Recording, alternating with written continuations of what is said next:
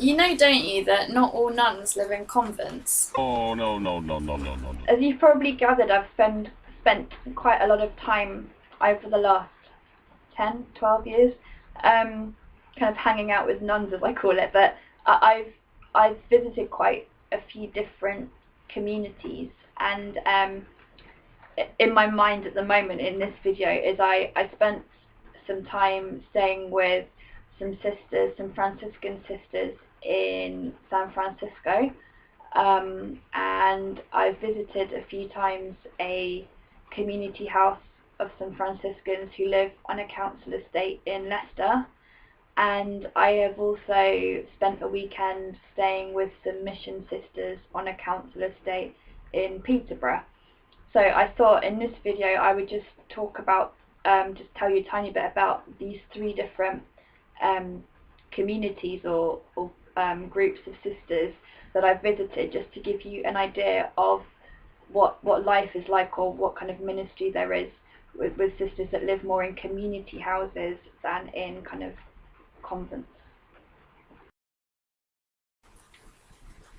The very first religious community that I went to stay with was when I was in San Francisco, and I was friends with a Franciscan sister, and she said, "Well, come round and you can spend a week with our community," because she knew that I was really interested in religious life, and yeah, she could just tell by all my questions, and um, yeah, so um, basically I was invited by that community to stay with them in their community, and yeah, this was my first time going to stay with a religious community, and I was expecting something that looked more like a kind of medieval building, and it was actually a first or second floor apartment in like downtown San Francisco.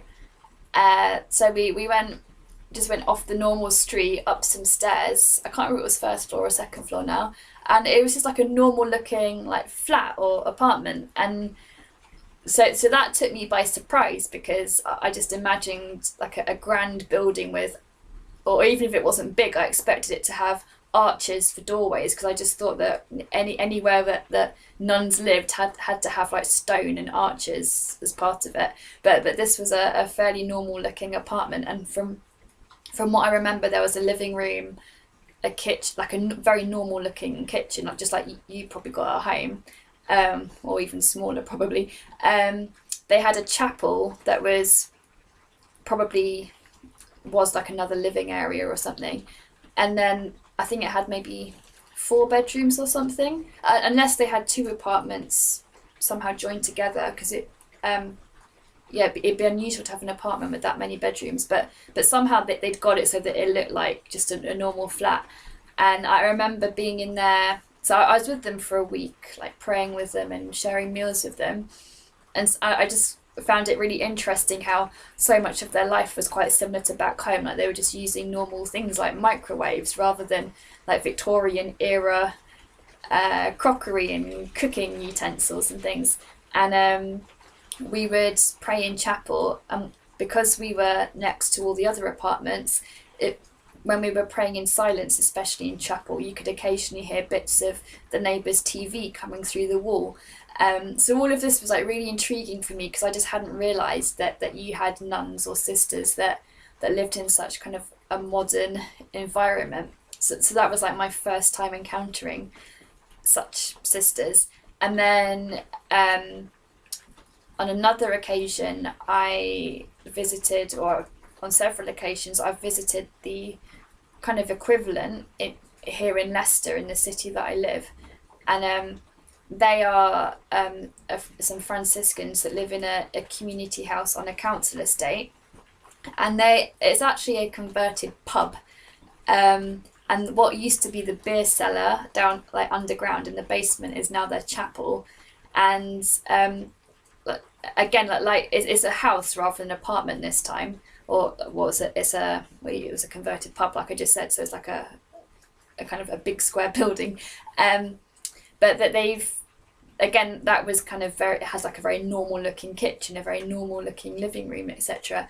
And the when I was asking the sisters like kind of how their ministry worked, what they did, like they had the like they met in the chapel several times a day to pray, and then they kind of prayed about where God wanted them in the local community. So these were very active sisters, and they had a very strong relationship with the local Anglican church, because these are all Anglican sisters I'm talking about.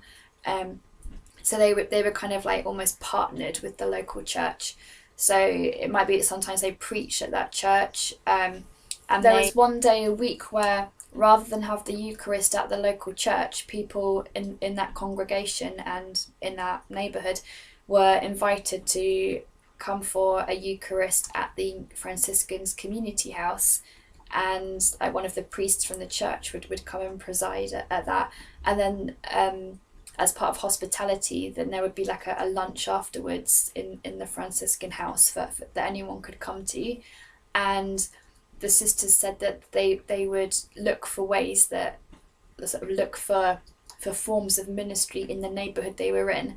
And they just got to know the local residents and struck up like relationships with people. And in fact, these are the sisters that have got a mobile monastery. It's like a van or a camper van that's been kitted out, so that people, they'll go to things like the Greenbelt Festival, and they'll go around the country in it, and they'll let people come into it. And I think it's like a kind of a mobile like information things so that people can come in and learn more about religious life. So these are the same sisters that have got this mobile monastery.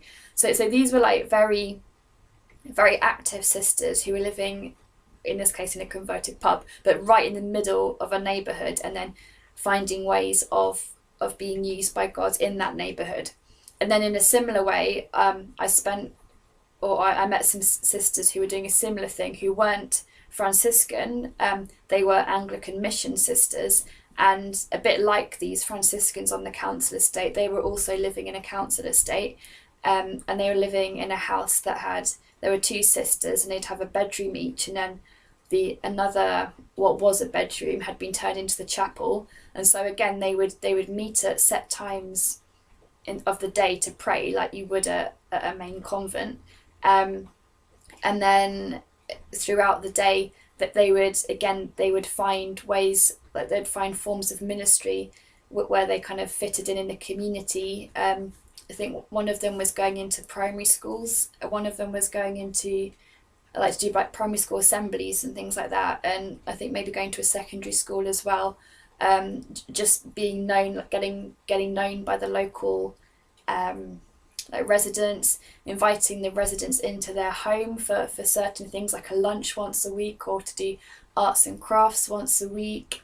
And again, they had strong links with their local church. So these were all examples of sisters that live in more what you'd call a community house than a convent, and who were all very active and very much sort of being known by the local residents and being part of the local residential community. So I just thought I'd mention those, because that gives a different, it's just like one of the various different forms of religious life out there.